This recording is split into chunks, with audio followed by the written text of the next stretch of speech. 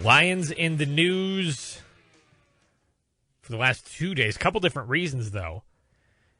But big news update yesterday. Taylor Decker, he is coming back for an 11th season. This is something that has been speculated probably since the midpoint of last season, as Decker was dealing with a shoulder injury and really hampered him really the second half of the season.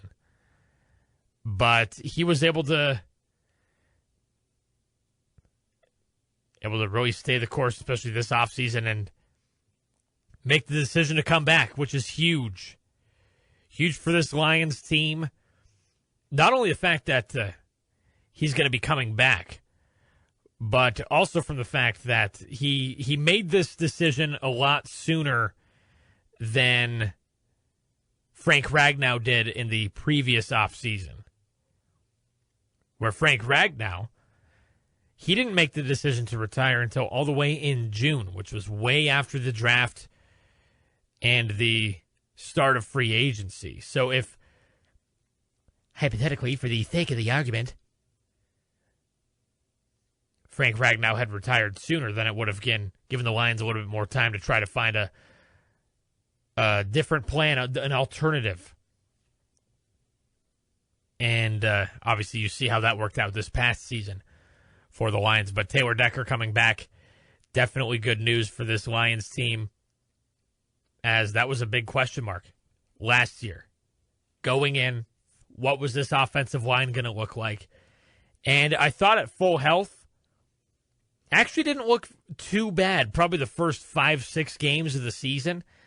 And then once some of those injuries started to pile up, specifically Decker missing a couple games in there, that definitely hurt, pun intended.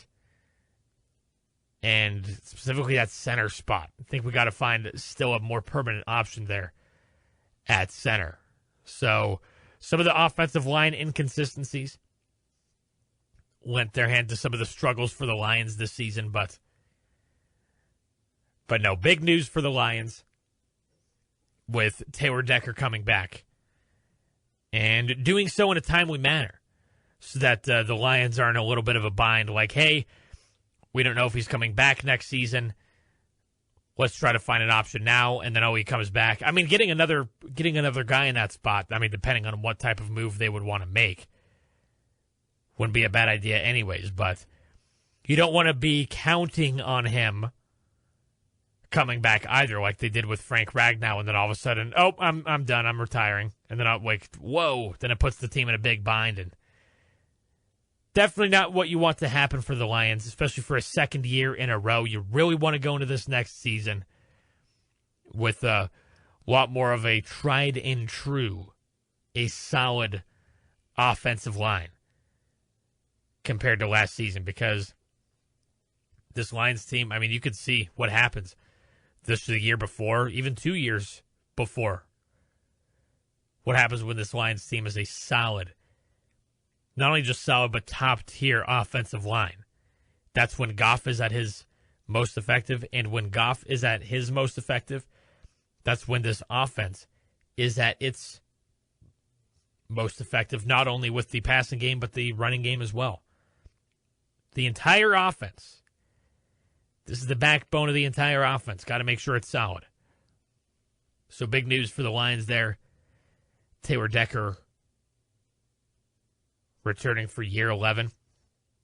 And also news for the Lions as well this week is the Lions will be playing a home game in Germany, Munich, Germany, which is pretty interesting, as they don't have the official schedule made yet until later, and even the opponent, which we will see. But the Lions, I believe they have technically nine home games this year. With the weird 17-game schedule, you're going to have, some teams with only 8 home games, some teams with only 9 home games. So it makes sense as the NFL tries to incorporate more international games, a part of its kind of brand. There's actually going to be a record 9 international games this upcoming season. This game in Munich, going to be other host cities, France, Australia, and Brazil as well. A couple London games coming up as well. So the NFL really trying to branch off internationally. This is their way to do it. And it makes sense, especially with the 17-game schedule. And you have some teams with 9 home games. Then that's your opportunity. Like, hey, let's have some of these teams that have 9 home games, have them burn up one of those games as an international game, a neutral site game, so that you don't have a little bit of a disadvantage, if you will, with, a team potentially having only a 7th home game. So the Lions playing in Germany, which is also significant because there are family ties with Amon-Ra St. Brown, of course. His mother's from Germany. And as a result, a little bit of a German following for Amon-Ra St. Brown with that German connection. So I'm sure we're going to have a lot of Honolulu blue there in the stands there in Munich, which I'm sure it was going to happen anyways. The Lions have one of the largest fan bases in the National Football League. But, no, I think that's pretty cool news. I think it's been a few years since the Lions have had an international game. What was it, 2022?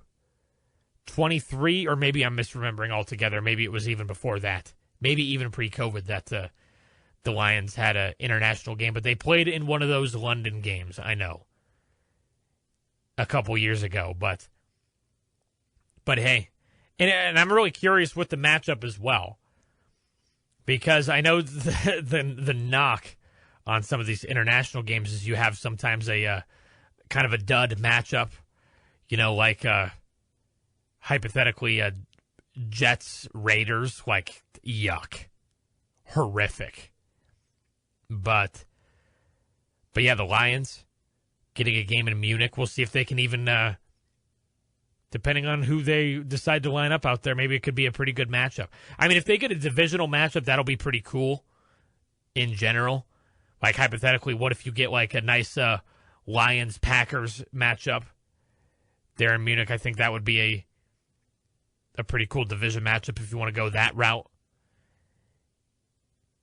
Even Lions-Bears would be pretty cool. But I don't have the opponents list in front of me. I probably should have looked that up. But, speculating who some of the other opponents would be, as they'll be playing that one in Munich. Actually, I'm going to just do it on the fly right here really quick, looking at their opponents, their home opponents specifically. So we got the division teams. You got the Saints, yuck. Tampa, yuck. New England, that would be pretty interesting. Jets, yuck. Tennessee, yuck. Giants, yuck. So if I were to pick of those opponents, I would probably want a division matchup, so Chicago, Green Bay, or even Minnesota. But if you want to go outside of that, probably New England. That'd be a pretty cool matchup as well against the defending AFC champions. Even Tampa Bay. I'm sick of the Lions playing Tampa Bay. I feel like they play each other every year, but if you want to go that route, so be it. If you missed today's installment of On the Docket, podcast it at foxsports1019.com or wherever you get your podcasts. Be sure to tune in live weekdays at noon on Jackson's Fox Sports 101.9 FM.